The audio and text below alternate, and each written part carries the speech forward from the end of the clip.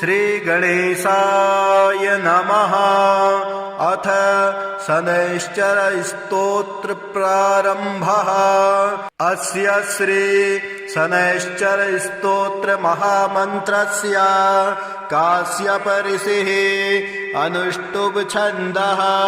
श्री शनैश्चरो देवता संबीजं नम शक्तिः मम कीलकं शनैश्चर प्रसाद सिद्ध्यर्थे जपे विनियोगः करन्यासः।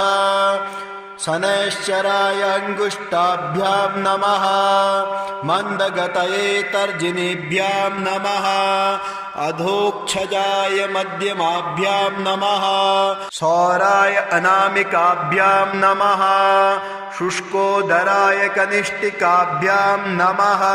छायात्मजाय करतलकरपिष्टाभ्यां नमः। अंगन्यासः। शनैश्चराय हृदयाय नमः। मंदगतये शीर्षे स्वाहा। अथोक्षजाय शिखायै वसट। सौराय कवचाय हुं। शुष्कोदराय नेत्राय वसट। छायात्मजाय अस्त्राय फट। भूर्भुवस्वरोमिति दिग्बन्धः ध्यानम्। चापासनो गृद्धरथस्तु नीलः। प्रत्यङ्मुखकाश्यपगोत्रजातः। शशूलचापेषु गदाधरोऽभ्यां सौराष्ट्रदेशप्रभवश्च सौरिः। नीलाम्बरो नीलवपुः किरीटे। गृध्रासनस्थो विकृताननश्च। केयूरहारादिविभूषिताङ्गः। सदास्तु मे मन्दगते प्रसन्नः। शनैश्चराय शान्ताय सर्वाभीष्टप्रदायिने नमः। सर्वात्मने तुभ्यं नमो नीलाम्बराय च। द्वादशाष्टमजन्मानि द्वितीयान्तेषु राशिषु। ये ये मे संगता दोषाः सर्वे नश्यन्तु वै प्रभो। सूत उवाच शृणुध्वं मुनयः सर्वे शनिपीडाहरं शुभं। शनिप्रीतिकरं स्तोत्रं सर्वाभीष्टफलप्रदम्। पुरा कैलासशिखरे पार्वत्यै शङ्करेण च उपदिष्टं शनिस्तोत्रं प्रवक्ष्यामि तपोधना। रघुवंशेति विख्यातो राजा दशरथः प्रभु। बभूव चक्रवर्ती च सप्तद्वीपाधिपो बली। कृतिकान्ते शनौ याते दैवज्ञैर्ज्ञापितो हि सः। रोहिणी शकटं भित्त्वा शनिर्यास्यति साम्प्रतम्। इत्थं शकटभेदेन सुरासुरभयङ्करम्। द्वादशाब्दं तु दुर्भिक्षं भविष्यन्ति सुदारुणम्। देशाश्च नगरग्रामः भयभीता समन्ततः। ब्रुवन्ते सर्वलोकानां भयमेतत् समागतम्। एवमुक्तास्ततो वाक्यं मन्त्रिभिः सह पार्थिवः। व्याकुलं तु जगद्दृष्ट्वा पौरजानपदादिकं। प्रपच्छ प्रयतो राजा वसिष्ठ प्रमुखान् ऋषीन्। समाधानं किमस्यास्ति ब्रूत मे मुनिसत्तमाः। प्रजानां परिरक्षायै सर्वज्ञा सर्वदर्शिनः तच्छ्रुत्वा मुनयः सर्वे प्रोचुरस्य बलं महत् शनैश्चरेण सकटे तस्मिन् भिन्ने कुतः प्रजा अयं योगो ह्यसाध्यं तु शक्रब्रह्मादिभिस्तथा शतो सञ्चित्य मनसा सहसा पुरुरर्षभः समादाय धनुर्दिव्यं दिव्यायुधसमन्वितं रथमारुह्य वेगेन गतो नक्षत्रमण्डलं शपादयोजनं लक्ष्यं सूर्यस्योपरि संस्थितं रोहिणी पृष्ठतः स्थाप्य राजा दशरथस्तदा रथे तु काञ्चने दिव्ये सर्वरत्नविभूषिते हंसवर्णहयैर्युक्ते महाकेतु समुच्छिते दीप्यमानो महारक्ता किरीटकटकादिभिः दीप्यमानो महारक्ता किरीटकटकादिभिः बभ्रानसा तदाकाशे द्वितीय इव भास्कर अकारणचूर्णचापेन संहारस्त्रं न्ययोजयत् संहारस्त्रं स निर्दृष्ट्वा सुरासुरभयङ्करं कृतिकान्ते तदा स्थित्वा प्रविशन् किल रोहिणीं दृष्ट्वा दशरथं चाग्रे ततस्तौ स भ्रुकुटी मुखः हसित्वा तभ्ययात् स्वरे हृदं वचनमब्रवीत् पौरुषं तव राजेन्द्र सुरासुरभयङ्करं देवासुरमनुष्याश्च सिद्धविद्याधरोरगाः मयावलोकिताः सर्वे दैन्यमासो व्रजन्ति ते तुष्टोऽहं तव राजेन्द्र तपसा पौरुषेण च वरं ब्रूहि प्रदास्यामि मनसा यदभीप्सितं दशरथ उवाच प्रसादं कुरु मे सौरे वरदो यदि मे स्थितः अद्य प्रभृति मे राष्ट्रे प्रीडा कार्या न कस्यचित् रोहिणी भेदयित्वा तो न गतव्यं त्वया सने सरितः सागरा सर्वे यावच्चन्द्रार्कमेदिनी द्वादशाब्दं तु दुर्भिक्षं न कदाचित् भविष्यति याचित्तं तु मया सौरे नान्यमिच्छाम्यहं वरम् एवमस्त्विति सुप्रीतो वरं प्रादातु शाश्वतम् कीर्तिरेषा त्वदीया च त्रैलोक्ये सम्भविष्यते प्राप्य चैनं वरं राजा कृतकृतो भवत्तदा एवं वरं तु सम्प्राप्य दृष्टरोमा स पार्थिवः रथोपस्थे धनुस्थाप्य भूत्वा चैव कृताञ्जलिः ध्यात्वा सरस्वते देवे गणनाथं विनायकं राजा दशरथस्तोत्रं सौरेरिमदथाकरोत् अथ स्तोत्रं दशरथ उवाच नमः कृष्णाय नीलाय शिखिकण्ठनिभाय च नमो नीलमुखाब्जाय नीलोत्पतनिभाय च नमो निर्मांसदेहाय दीर्घसमश्रुजटाय च नमो विशालनेत्राय शुष्कोदरभयानक नमः पुरुषनेत्राय स्थूलरोणे नमो नमः नमो नित्यं क्षुधार्थाय अतृप्ताय नमो नमः नमो दीर्घाय शुष्काय कालदृष्टाय ते नमः नमस्ते घोररूपाय दुर्निरीक्षाय ते नमः नमो घोराय रौद्राय भीषणाय करालिने नमस्ते सर्वभक्षाय वलिमुख नमोऽस्तु ते सूर्यपुत्र नमस्तेस्तु भास्करो भयदायिने अधोष्ठे नमस्तेस्तु संवर्तक नमो नमः। नमो मन्दगते तुभ्यं निस्त्रिसाय नमो नमः। नमो दुस्सहदेहाय नित्ययोगरताय च ज्ञानदृष्टे नमस्तेस्तु कश्यपात्मजसूनवे। तुष्टो ददासि त्वं राज्यं क्रुद्धो हरसि तत्क्षणात्। देवासुरमनुष्याश्च सिद्धविद्याधरोरगाः त्वयावलोकिताः सर्वे दैन्यमासो व्रजन्ति ते। ब्रह्मा शक्रो यमश्चैव ऋषयः सप्तसागराः राज्यभ्रष्टा भवन्तेह तव दृष्ट्यावलोकिता। देशाश्च नगरग्रामः दीपाश्च गिरयस्तथा सरितः सागराः सर्वे नाशं नश्यन्ति समूलतः।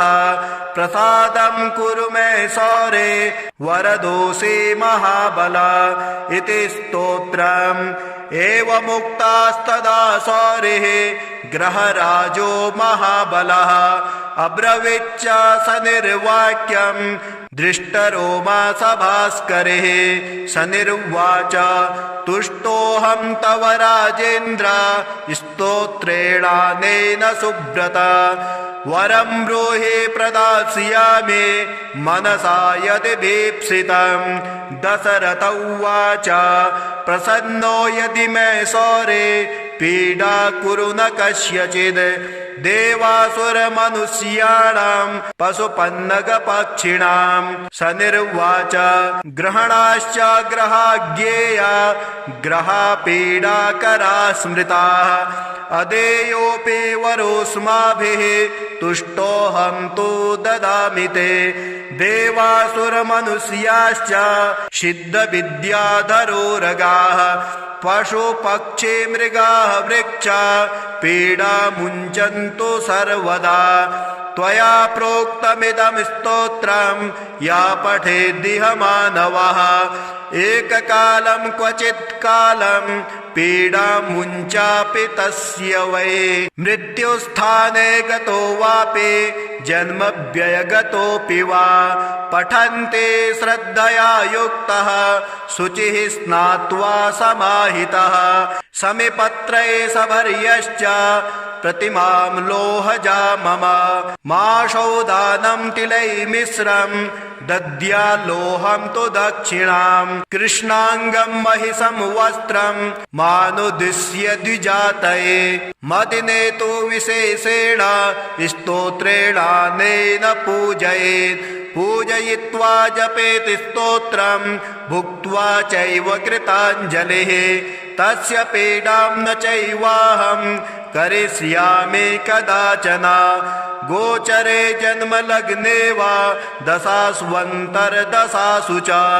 रक्षामि सततं तस्य पीडास्वनग्रहस्य च। अनेनैव प्रकारेण पीडामुक्तं जगद्भवेत्। सूत उवाच वरद्वयं तु सम्प्राप्य राजा दशरथस्तदा। मेने कृतास्थमात्मानं नमस्कृत्य शनैश्चरम्। शनिना चाभ्ययुज्ञातः स्वस्थानं गमत् नृपः।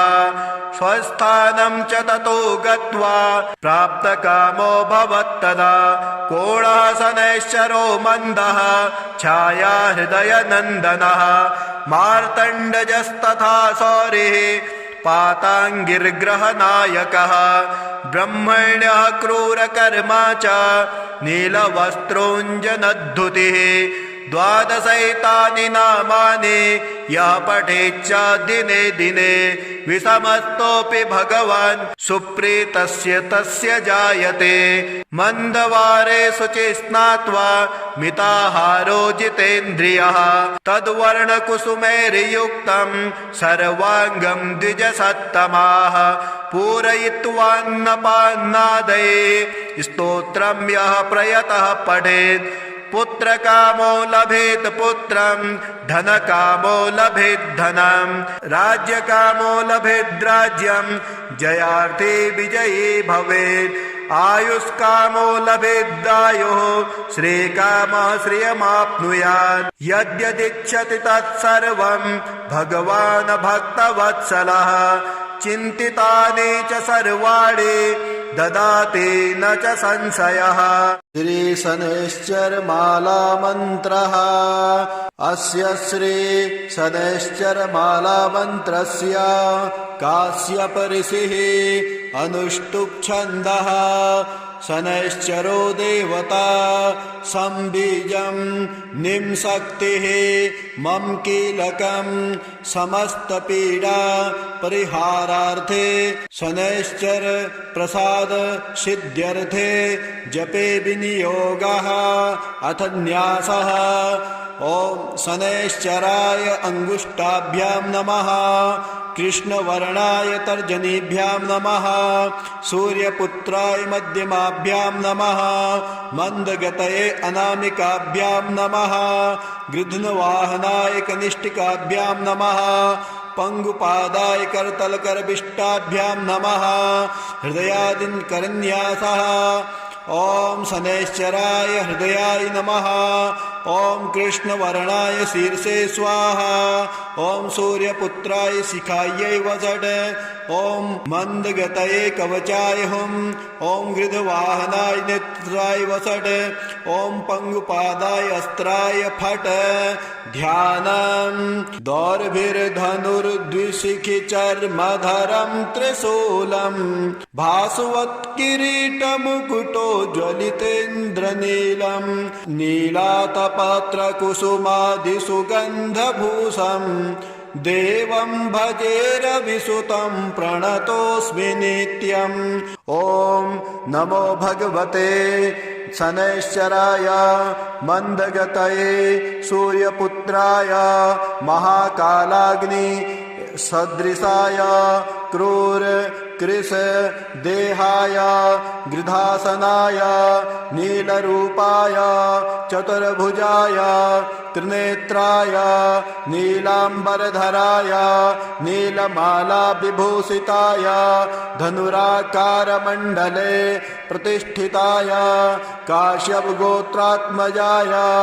माणिक्यमुक्ताभरणाय छायापुत्राय सकल महारौद्राय सकल जगत भयंकराय पंगुपादाय क्रूररूपाय देवासुर भयंकराय सौरये कृष्णवर्णाय स्थूल रोमाय अधोमुखाय नीलभद्रासनाय नीलवर्णरथरूढ़ाय त्रिशूलधराय सर्वजन भयंकराय मंदाय दं सं नम मम हुम रक्ष रक्ष शत्रुन्नाशय नाशय सर्वपीडानाशय नाशय।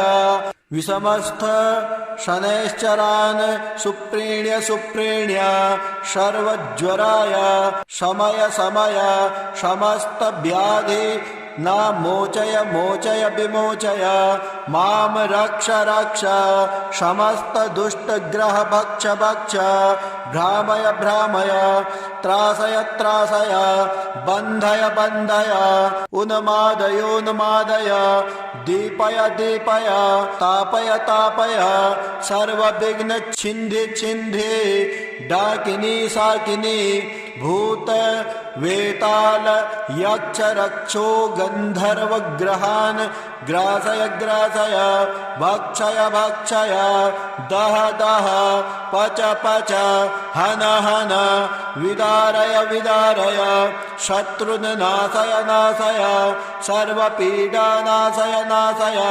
विषमस्थ शनैश्चरान् सुप्रीण्य सुप्रीण्य सर्वज्वरान् समय समय समस्त व्याधिन विमोचय विमोचय।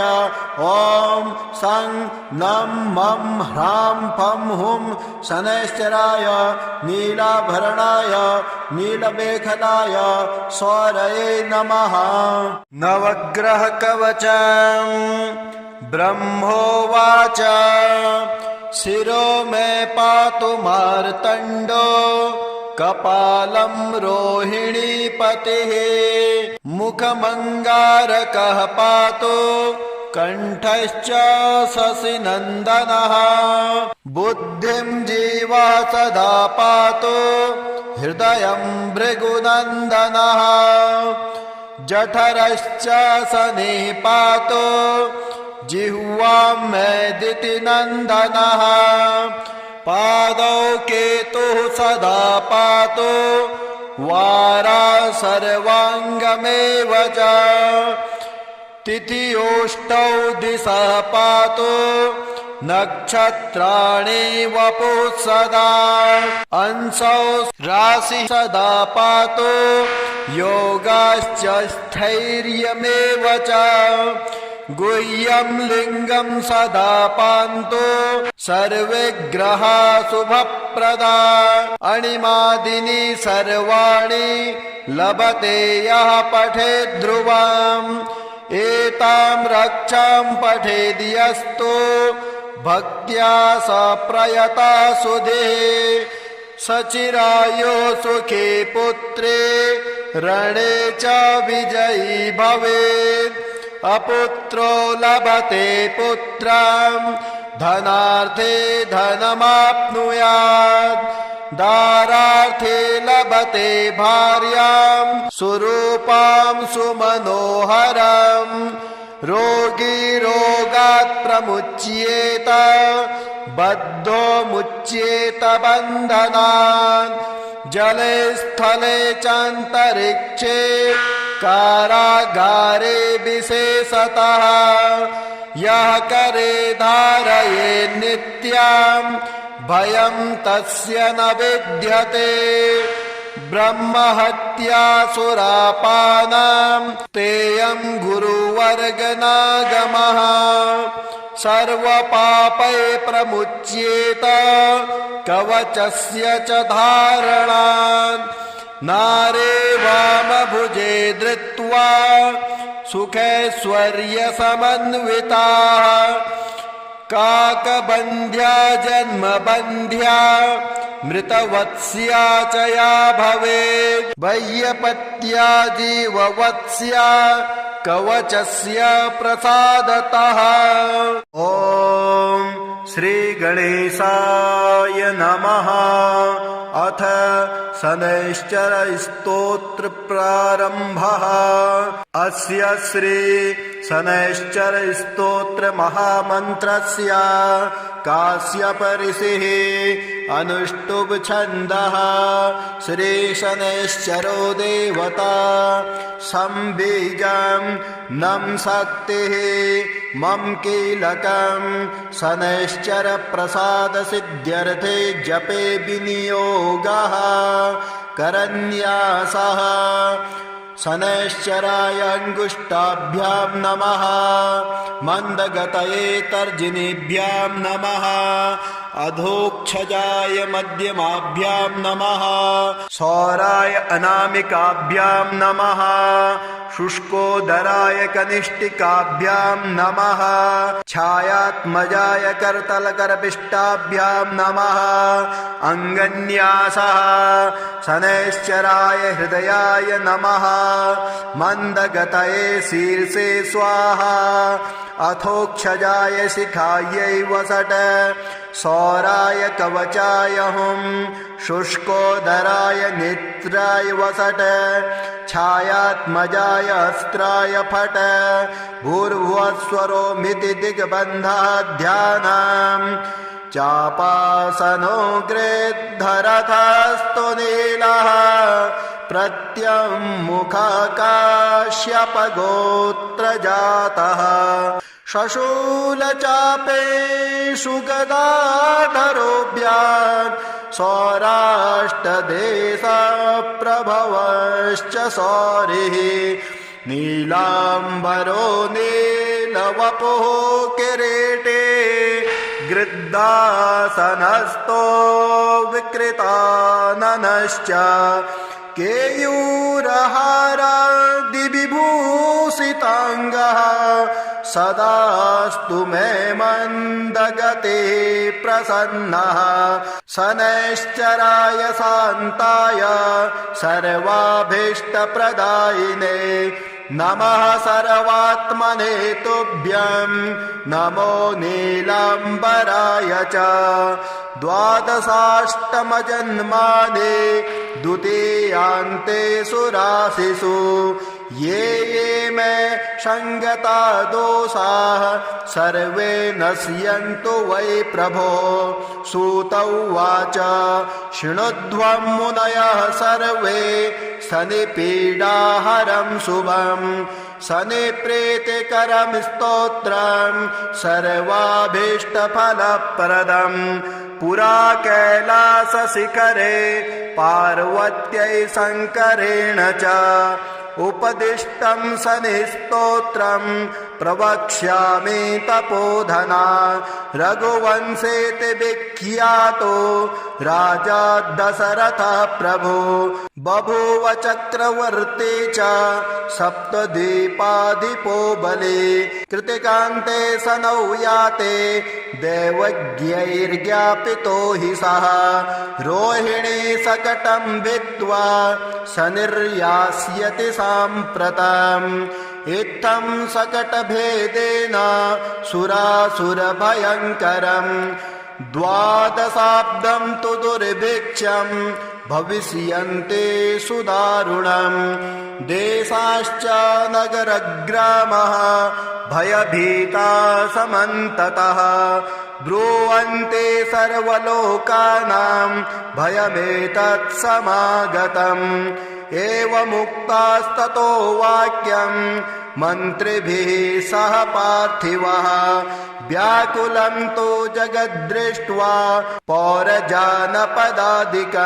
प्रपच्छ प्रयतो राजा वसिष्ठ प्रमुखान् ऋषीन् समाधानं किमस्यास्ति ब्रूत मे मुनिसत्तमाः प्रजानां परिरक्षायै सर्वज्ञा सर्वदर्शिनः तच्छ्रुत्वा मुनयः सर्वे प्रोचुरस्य बलं महत् शनैश्चरेण शकटे तस्मिन् भिन्ने कुतः प्रजा अयं योगो ह्यसाध्यं तु शक्रब्रह्मादिभिस्तथा शतो सञ्चित्य मनसा सहसा पुरुरर्षभः समादाय धनुर्दिव्यं दिव्यायुधसमन्वितम् रथमारुह्य वेगेन गतो नक्षत्रमण्डलम् शपादयोजनं लक्ष्यं सूर्यस्योपरि संस्थितं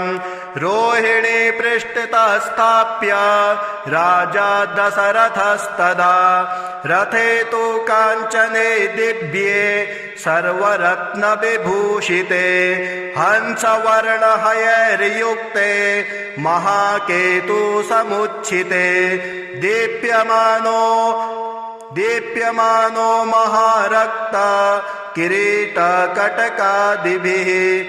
दीप्यमानो महारक्ता किरीटकटकादिभिः बभ्रानसा तदाकाशे द्वितीय इव भास्कर अकारणचूर्णचापेन संहारस्त्रं न्ययोजयत् संहारस्त्रं शनिर्दृष्ट्वा सुरासुरभयङ्करम् कृतिकान्ते तदा स्थित्वा प्रविशन् किल रोहिणीम् दृष्ट्वा दशरथं चाग्रे ततस्तौ स भ्रुकुटिमुखः हसित्वा तभ्ययात् स्वरे हृदं वचनमब्रवीत् पौरुषं तव राजेन्द्र सुरासुरभयङ्करम् देवासुरमनुष्याश्च सिद्धविद्याधरोरगाः मयावलोकिताः सर्वे दैन्यमासो व्रजन्ति ते तुष्टोऽहं तव राजेन्द्र तपसा पौरुषेण च वरं ब्रूहि प्रदास्यामि मनसा यदभीप्सितं दशरथ उवाच प्रसादं कुरु मे सौरे वरदो यदि मे स्थितः अद्य प्रभृति मे राष्ट्रे प्रीडा कार्या न कस्यचित् रोहिणी भेदयित्वा तो न गतव्यं त्वयासने सरितः सागरा सर्वे यावच्चन्द्रार्कमेदिनी द्वादशाब्दं तु दुर्भिक्षं न कदाचित् भविष्यति याचितं तु मया सौरे नान्यमिच्छाम्यहं वरम् एवमस्त्विति सुप्रीतो वरं प्रादातु शाश्वतम् कीर्तिरेषा त्वदीया च त्रैलोक्ये सम्भविष्यते प्राप्य चैनं वरं राजा कृतकृतो भवत्तदा एवं वरं तु सम्प्राप्य दृष्टरोमा स पार्थिवः रथोपस्थे धनुस्थाप्य भूत्वा चैव कृताञ्जलिः ध्यात्वा सरस्वते देवे गणनाथं विनायकम् राजा दशरथस्तोत्रं सौरेरिमदथाकरोत् अथ स्तोत्रं दशरथ उवाच नमः कृष्णाय नीलाय शिखिकण्ठनिभाय च नमो नीलमुखाब्जाय नीलोत्पतनिभाय च नमो निर्मांसदेहाय दीर्घसमश्रुजटाय च नमो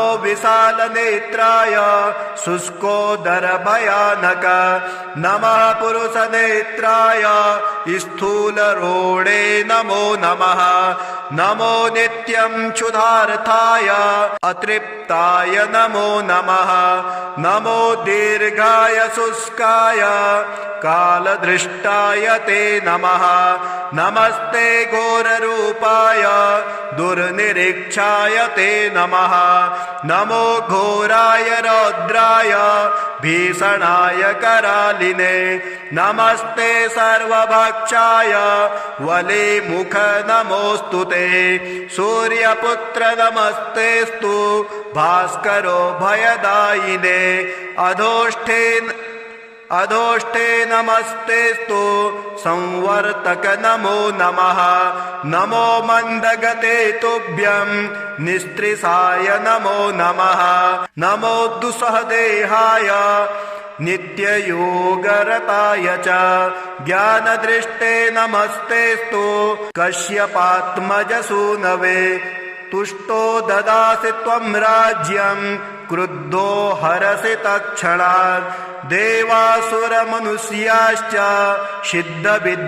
सिद्धविद्याधरोरगाः त्वयावलोकिताः सर्वे दैन्यमासो व्रजन्ति ते ब्रह्मा शक्रो यमश्चैव ऋषयः सप्तसागराः राज्यभ्रष्टा भवन्तेह तव दृष्ट्यावलोकिता देशाश्च नगरग्रामः दीपाश्च गिरयस्तथा सरितः सागराः सर्वे नाशं नश्यन्ति समूलतः प्रसादं कुरु मे सौरे वरदोषे महाबल इति स्तोत्रम् एवमुक्तास्तदा सौरिः ग्रहराजो महाबलः अब्रवीच्च स निर्वाक्यं दृष्टरोमा स भास्करिः स निर्वाच तुष्टोऽहं तव राजेन्द्र स्तोत्रेणानेन सुब्रत वरं ब्रूहि प्रदास्यामि मनसा यदि भीप्सितं दशरथ उवाच प्रसन्नो यदि मे सौरे पीडा कुरु न कस्यचिद् देवासुरमनुष्याणां पशुपन्नगपक्षिणां स निर्वाच ग्रहणाश्च ग्रहाज्ञेया ग्रहापीडाकरा स्मृताः अदेयोऽपि वरोऽस्माभिः तुष्टोऽहं तु ददामि ते देवासुरमनुष्याश्च सिद्धविद्याधरोरगाः पशुपक्षी मृगाः वृक्षा पीडा मुञ्चन्तु सर्वदा त्वया प्रोक्तमिदं स्तोत्रं या पठेद्दिह मानवः एककालं क्वचित् कालं पीडा मुञ्चापि तस्य वै मृत्युस्थाने गतो वापि जन्मव्ययगतोऽपि वा पठन्ते श्रद्धया युक्तः शुचिः स्नात्वा समाहितः समिपत्रे सभर्यश्च प्रतिमां लोहजा मम माशौदानं तिलैर्मिश्रं दद्याल्लोहं तु दक्षिणां कृष्णाङ्गं महिषं वस्त्रं मानुदिश्य द्विजातये मदिने तु विशेषेण स्तोत्रेणानेन पूजयेत् पूजयित्वा जपेत् स्तोत्रं भुक्त्वा चैव कृताञ्जलिः तस्य पीडां न चैवाहं करिष्यामि कदाचन गोचरे जन्मलग्ने वा दशास्वन्तर्दशासु च रक्षामि सततं तस्य पीडास्वनग्रहस्य च अनेनैव प्रकारेण पीडामुक्तं जगद्भवेत् सूत उवाच वरद्वयं तु सम्प्राप्य राजा दशरथस्तदा मेने कृतास्थमात्मानं नमस्कृत्य शनैश्चरं शनिना चाभ्ययुज्ञातः स्वस्थानं गमत् नृपः स्वस्थानं च ततो गत्वा प्राप्तकामो भवत्तदा कोणः शनैश्चरो मन्दः छाया हृदयनन्दनः मार्तण्डजस्तथा सौरिः पाताङ्गिर्ग्रहनायकः ब्रह्मण्यः क्रूरकर्मा च नीलवस्त्रोऽञ्जनद्धुतिः द्वादशैतानि नामानि यः पठेच्च दिने दिने विषमस्तोऽपि भगवान् सुप्रीतस्य तस्य जायते मन्दवारे शुचि स्नात्वा मिताहारो जितेन्द्रियः तद्वर्णकुसुमैर्युक्तं सर्वाङ्गं द्विजसत्तमाः पूरयित्वान्नपान्नादये स्तोत्रं यः प्रयतः पठेत् पुत्रकामो लभेत् पुत्रं धनकामो लभेत् धनं राज्यकामो लभेत् राज्यं जयार्थे विजयी भवेत् आयुष्कामो लभेदायुः श्रीकामः श्रियमाप्नुयात् यद्यदिच्छति तत्सर्वं भगवान् भक्तवत्सलः चिन्तितानि च सर्वाणि ददाति न च संशयः।